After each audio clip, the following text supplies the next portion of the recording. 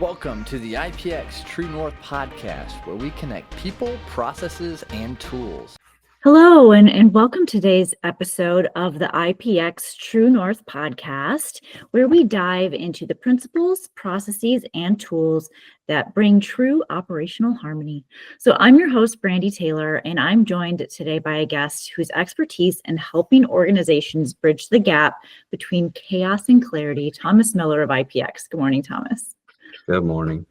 Thomas is a really good friend of mine. He is the Director of Enterprise Systems and Processes for IPX, and he has over 20 years of experience improving processes and writing requirements for the tools that then automate these processes, which exactly is the topic that we're going to explore today. And demystify, what Thomas does on a daily basis, in case people are wondering what we do here on the services side of IPX. So, too often, I feel people are simply often the recipient of a new or updated process or tool. And, they're often handed the outcome without having been a part of shaping it as much as they should have been in the future from the start. So today I want to demystify that with Thomas here and then shed some light on how these projects are kind of defined from the very beginning. So Thomas, welcome to the show. Thank you. All right. Well, to kind of kick this off a little bit with a touch of background, there's a lot of buzzwords for what we do on the services side of IPX, right? We talk about enterprise excellence, digital transformation, process improvement, operational excellence, master data management, value stream optimization, harmonization, like all these, so many buzzwords for what we do. Just to kind of give our audience a little bit of a background, how do you describe your role at IPX when someone outside of our industry asks? Yeah, so my role, is basically understanding the wants and needs of the people and being able to translate that from business speak into technical speak for the people that are going to implement the solution. So it's understanding what the spirit of what they're asking instead of just the words that they're saying. Okay, awesome. And so give an example. What does a typical day look like for Thomas Miller? Yeah, a typical day, it's a lot of working with the clients and understanding, their wants and their needs and kind of digging deeper into why it's that way, understanding how they're operating, as well as, helping them progress and communicate to the organization where they want to go and doing that clearly. Okay. All right, cool. So let's shift gears slightly here, because people often come to us at IPX because they want a fancy new tool to solve all of their problems, right? That happens often for us. And you've worked with countless enterprise tools. Which ones do you have the most hands-on experience with? Yeah, that's a great question and one that we often hear. So I've worked a lot with PLM tools like Teamcenter, Windchill, Innovia, Eris, and those, but I have, background across MES tools, ERP tools, and all that. And, with this, each one of these tools has great strengths, but it's not being able to declare which one's the best. It's not a universal thing for everyone. It's each client has unique needs that one tool may prevail over the other. Yep. Go ahead. So because of that, the right tool isn't chosen in isolation. It's dictated by the requirements in the business process that we're trying to enable. So too often companies pick a tool first and then they focus on the processes to conform, which creates the friction, the workarounds, and the misalignment with the strategic goals. And people often just come to us with our experience and say, hey, what's the best PLM tool I should be implementing, right? Exactly.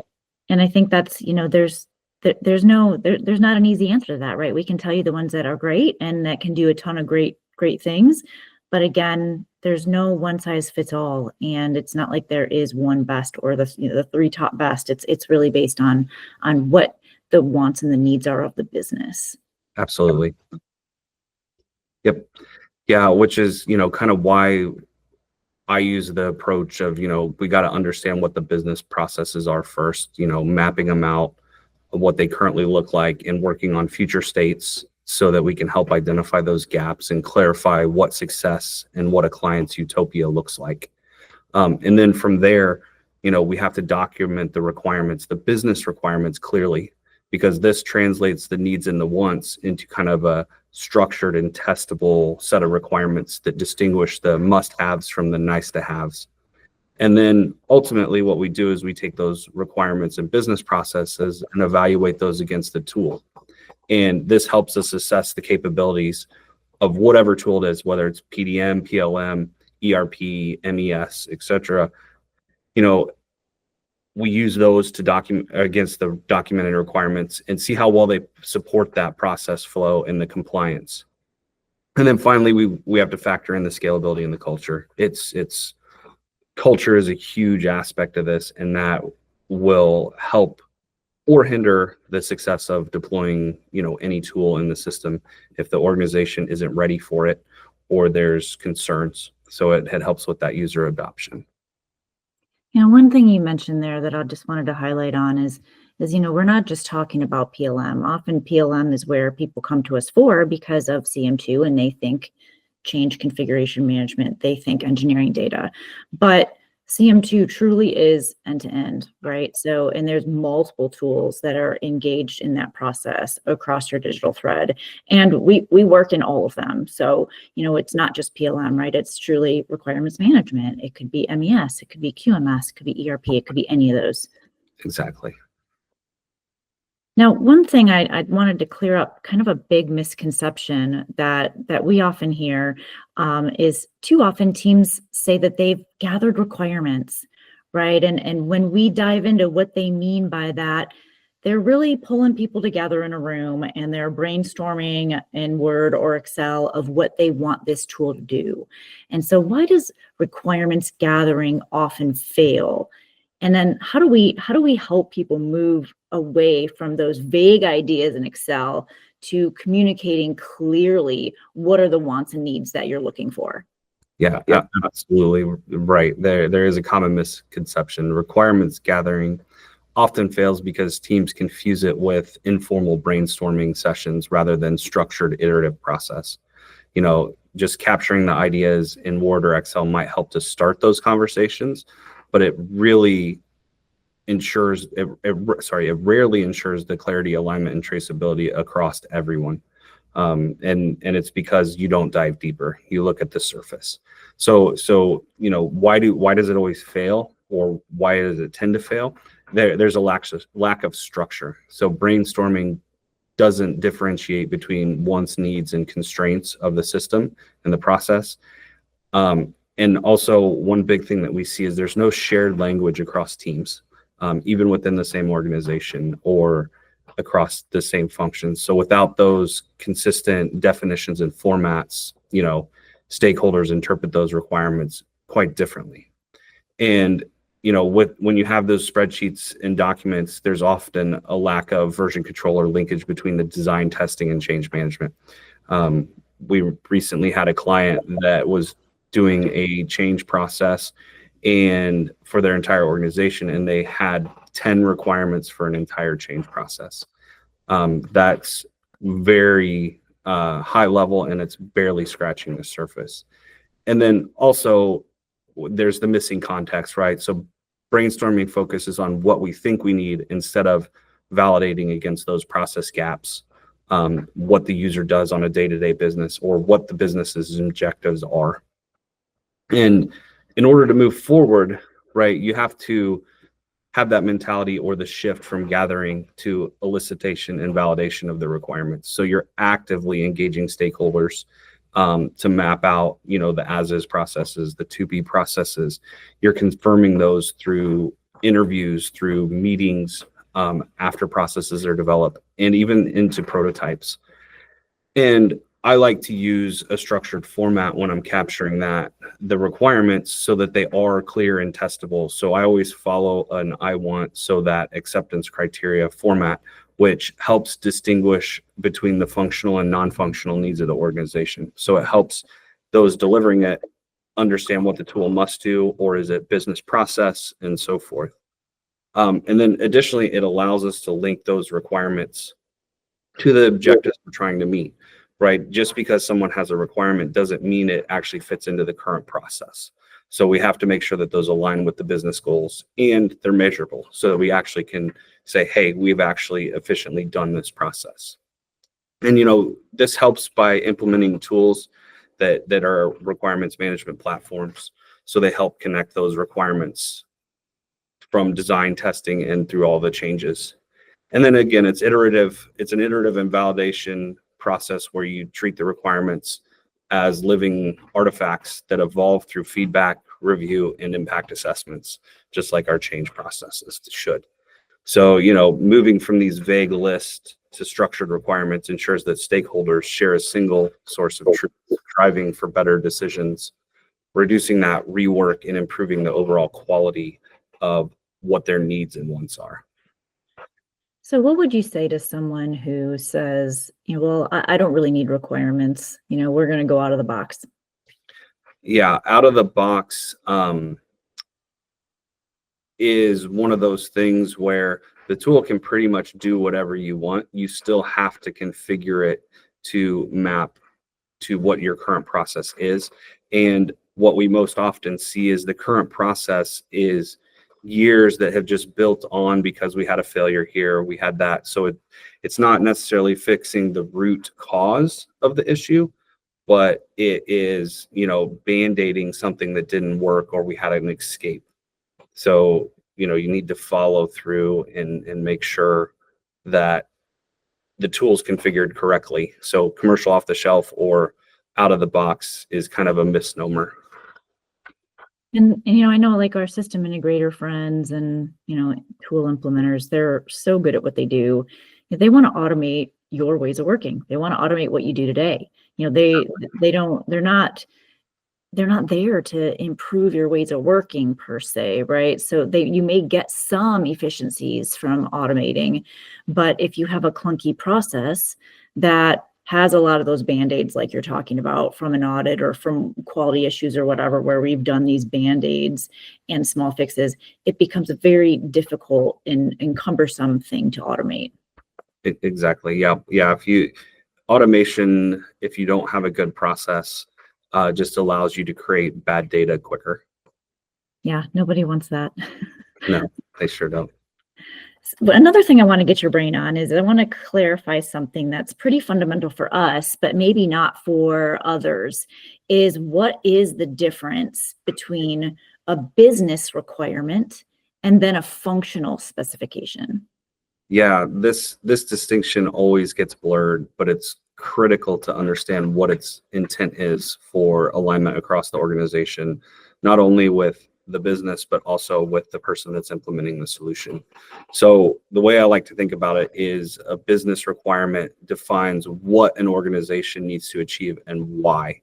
It's focused on the outcome or the value to the business that they're seeking to improve that traceability, reducing cycle time, enabling like regulatory requirements. So business requirements are typically high level and solution agnostic. So an example is the system must allow secure role-based access so that authorized users can only view the sensitive data of the product. So that's how a business requirement works.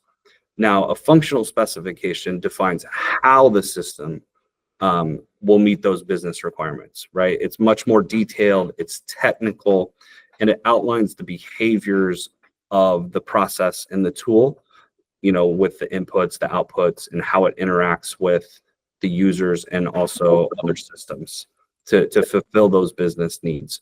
So, kind of continuing with the example I gave, a functional spec would say implement a role-based access control model using Active Directory groups with permissions configurable at the document and BOM level.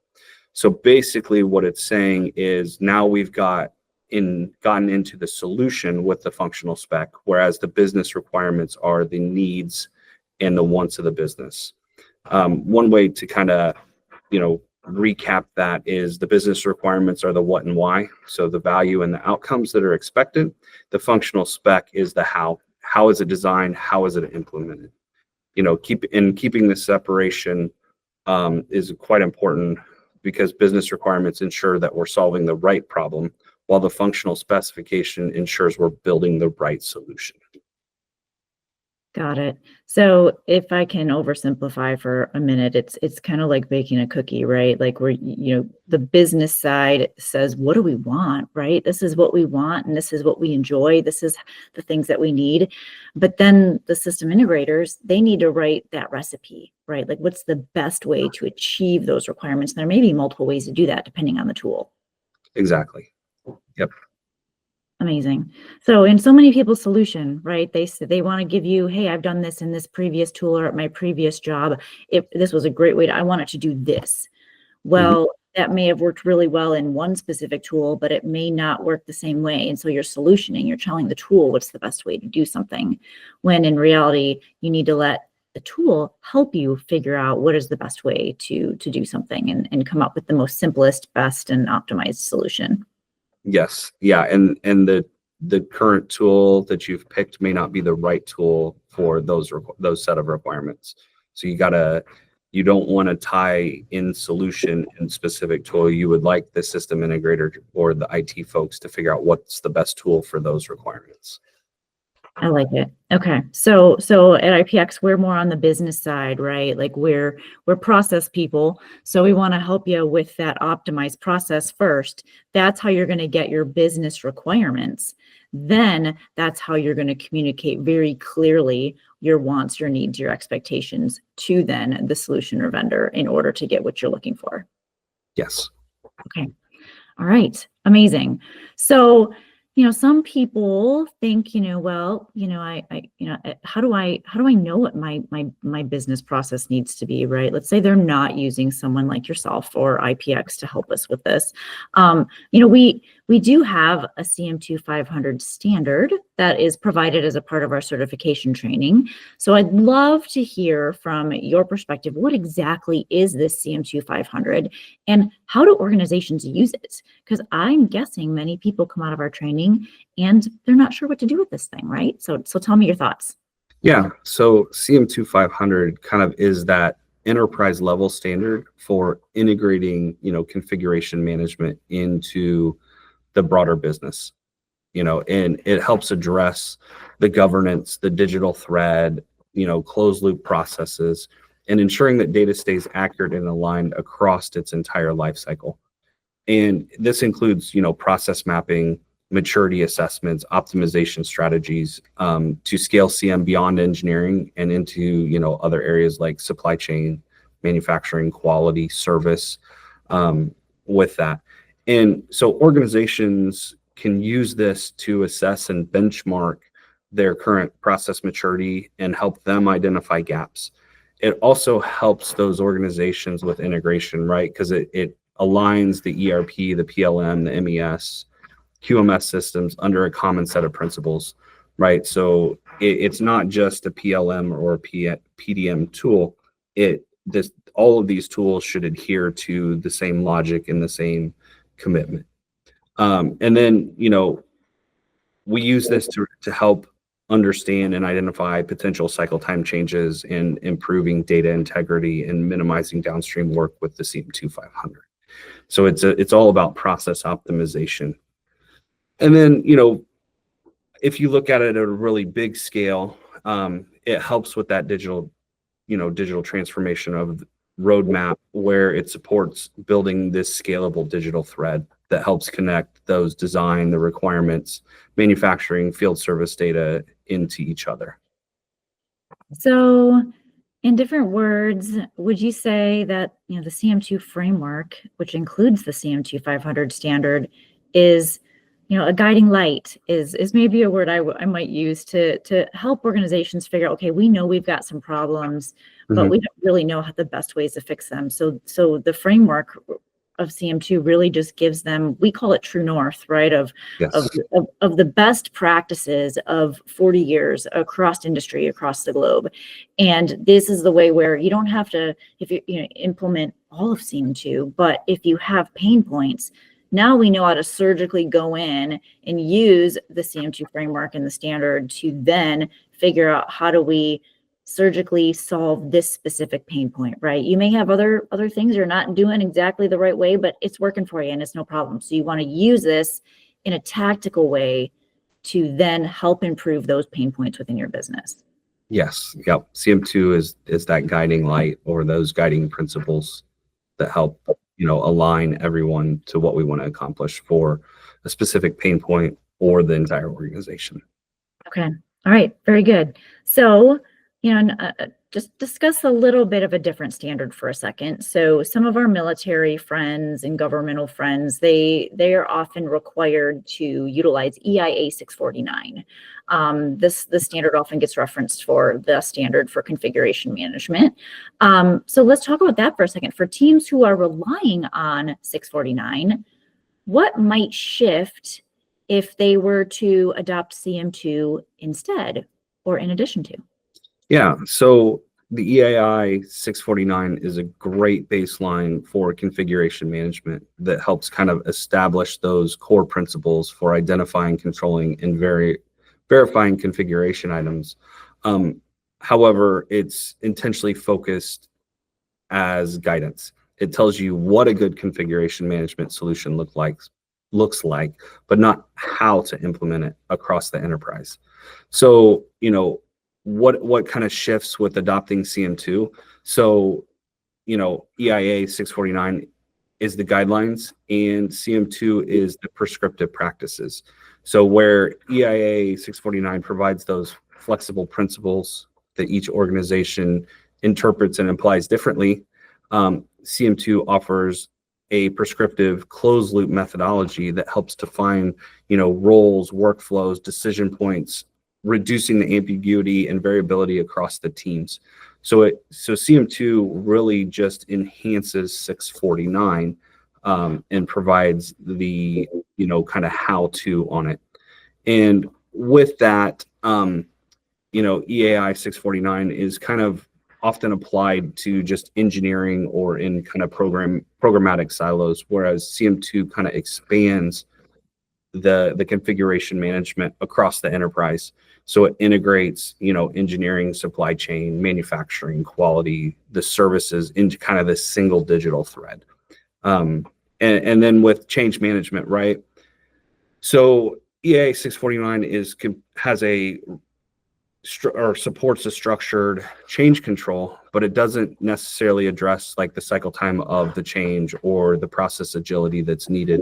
While CM2 kind of emphasizes, a fast impact assessed change that helps maintain that data integrity while working to reduce rework and delays in the system. Also, EAI 649 focuses on the configuration control, but leaves the requirement handling to other frameworks, where CM2 has requirements that are tightly integrated with everything they do, and it's tied to the configurations, the change management, and this ensures that every decision traces back to a valid business need. And with that, EIA 649 doesn't prescribe kind of a full digital thread or an enterprise integration approach. You have to piece that together, whereas CM2 helps provide that roadmap for digital scalability and transformation while aligning all of your systems under kind of a single governance model. So, really adopting CM2 doesn't replace 649. It actually builds on it. So CM2, kind of operationalizes the principles of EIA 649 into kind of that repeatable enterprise-wide practices, which allows faster change cycles, better data accuracy, and improved cross-functional alignment across the organization. Okay, so EIA 649 really is a foundational set of requirements, and it just doesn't really tell you that lower level tactical best practices of how to achieve it, but it kind of gives you that higher level of what you should do. Yes. Okay, and so I think, would it be fair to say EIA 649 is great, but you could go and implement 649 in a number of ways, and some, it doesn't really give you the best practices of how to do it to really get your business to be more efficient and effective down at that tactical level. Yes. Yeah. We see that EIA 649 is typically within an organization is implemented in kind of siloed approaches instead of an enterprise wide approach that's common. Okay. And often people are required to satisfy 649, so they do that, which is great. It's still a great standard to follow. I guess if you have a 649 and then you implement CM2, like you said, it's just building upon and giving you more of the best practices to get there. I think in the other direction, would you say if you implemented CM2, would you satisfy everything that EIA 649 requests?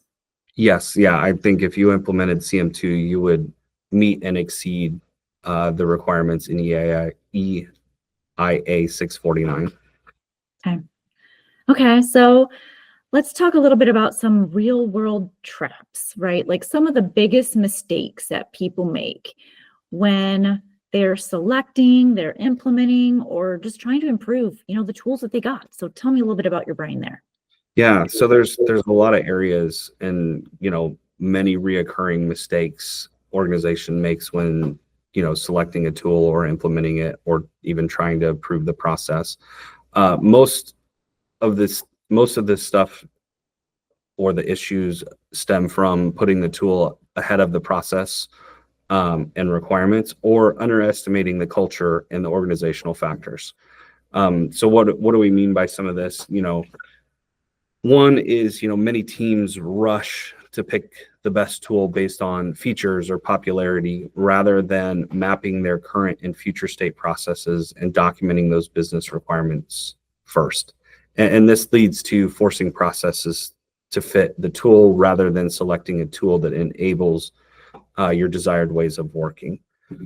Another big thing, is this cross-functional alignment of tools and needs, whereas decisions for a tool are often made by a single department, like engineering or IT, without involving, upstream and downstream stakeholders, such as quality, supply chain, service. And this results in those, data silos that persist and cause integration gaps to appear later, which drives all of that costly rework that an organization experiences.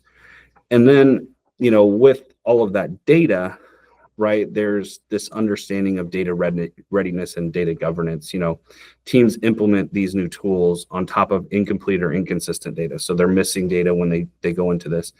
And all of that does is amplifies those existing issues rather than solving them. So without the strong governance of the data, the tool quickly, degrades in accuracy and trustworthiness across the organization. So folks can't rely on the data because it's not all there, it's incomplete, or it's inaccurate. And then the other big thing is we see that the organizations focus on chasing those shiny object capabilities without asking, does this feature actually really solve a business problem or improve KPIs? And so they're chasing the new cool thing without adding any context or to the current features or the current business process. And that just adds complexity and slow adoption because people still have to do what they need to do to get it done. Now they have to do all this additional stuff.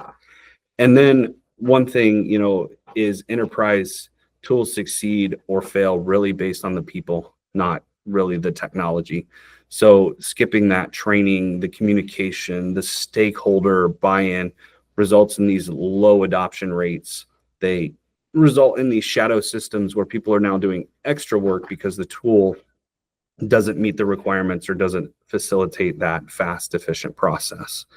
And the other big thing, is when you're rolling out a new tool, it's treated like an event and not like the life cycle of a normal product that you purchase or make, right?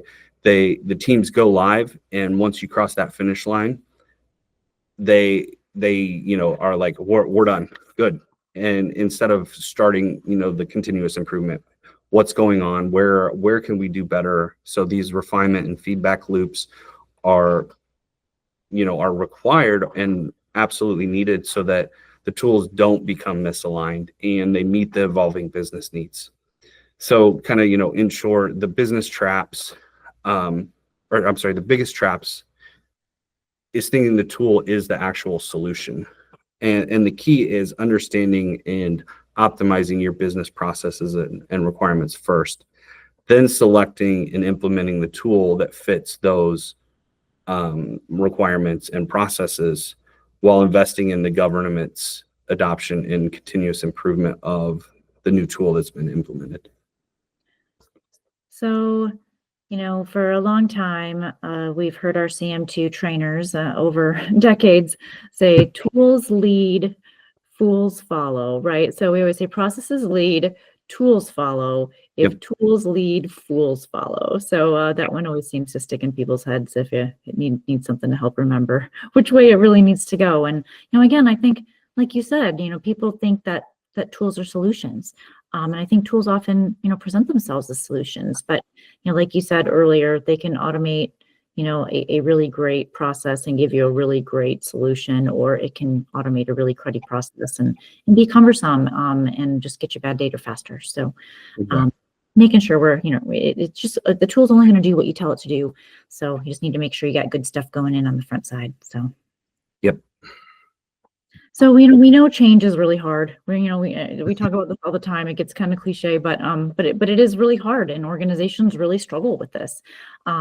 People resist change, even when it's desperately needed for an organization or even for individuals. They're in corrective action mode, right? They're firefighting all the day long. They show up for work and they don't know what the heck they're going to do all day.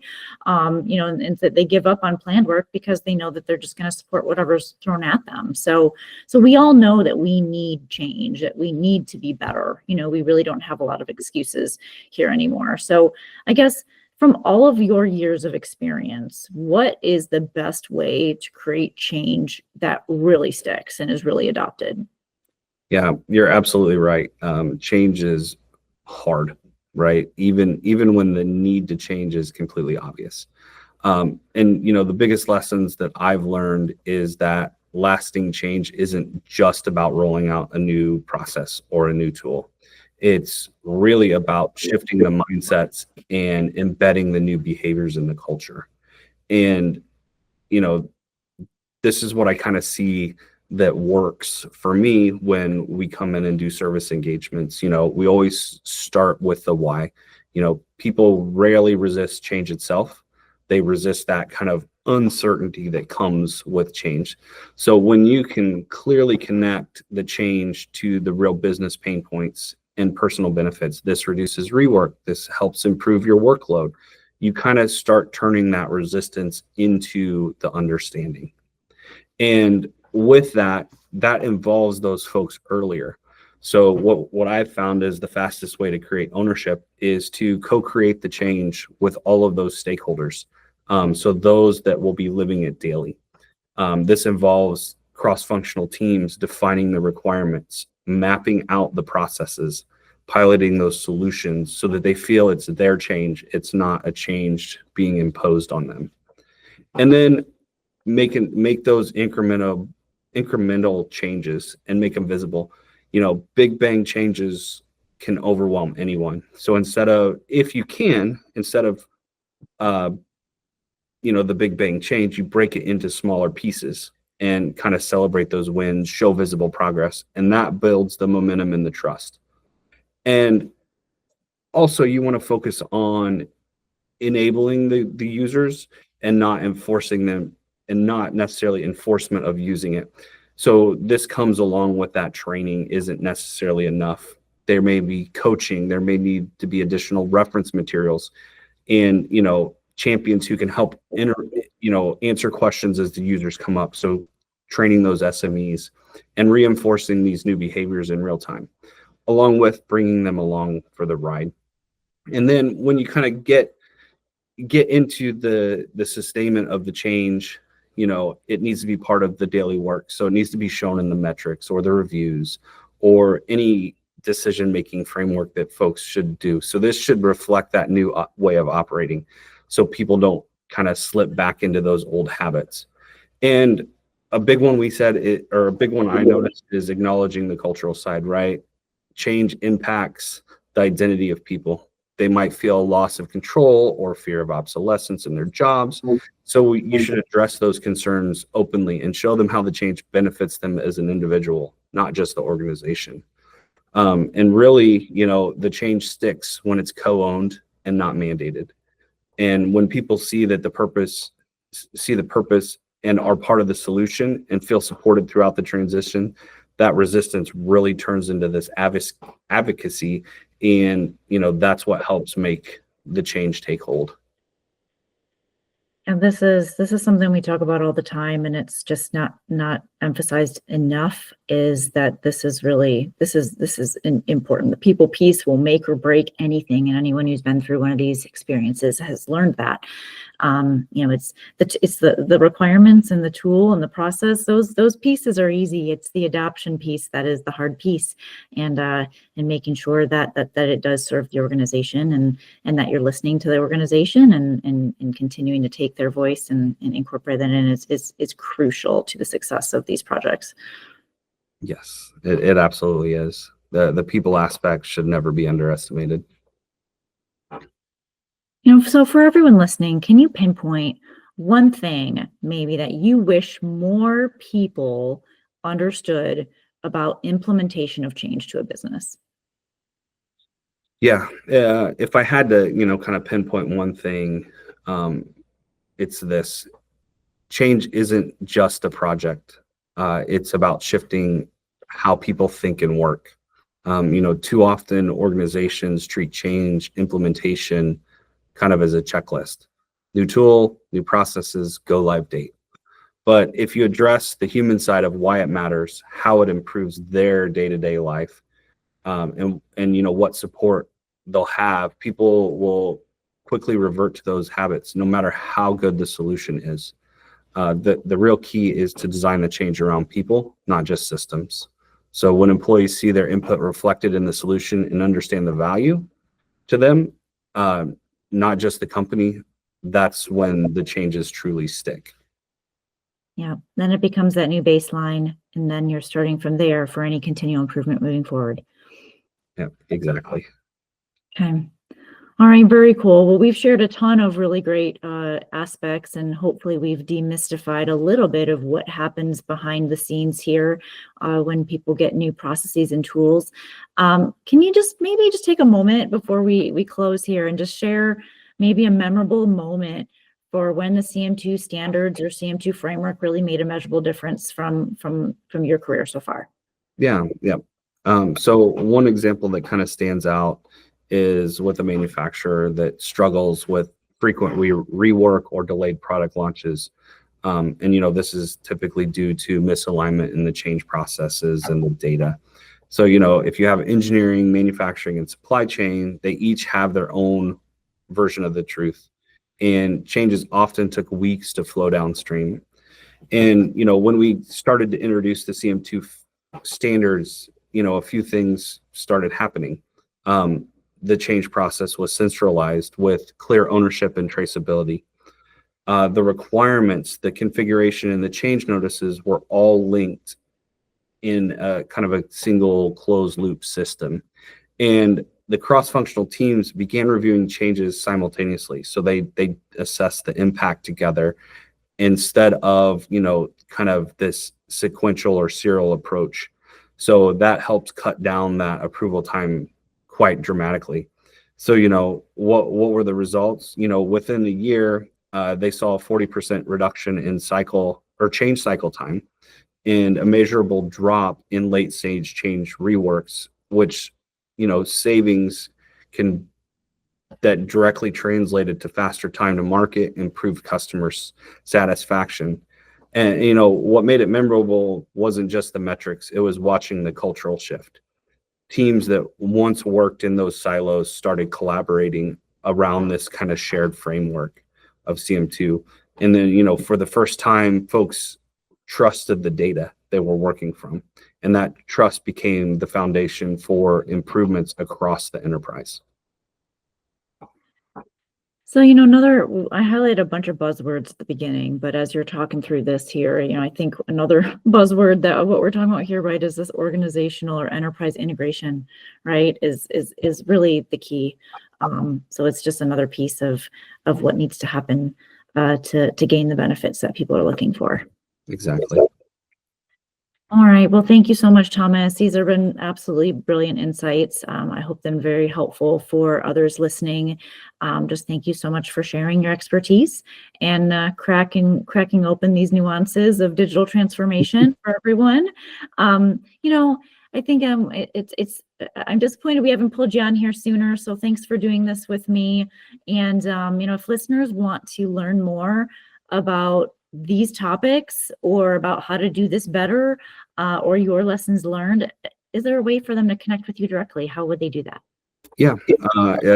Thank you. I always enjoy having these kind of conversations. The best place to connect is on LinkedIn. I share a lot of insights there and love engaging with those others who are passionate about transformation and configuration management. You can also reach out directly to me via email at thomas@ipxhq.com. Okay, amazing. Well, that's a wrap for today. So stay tuned for more episodes where we do our best to go beneath these buzzwords and spotlight the methods that actually work. So thanks, Thomas. Talk to you guys. You're welcome. Thanks. Bye. Bye. Thank you for tuning in today. Don't forget to subscribe and review the show. And for more information on IPX, visit ipxhq.com.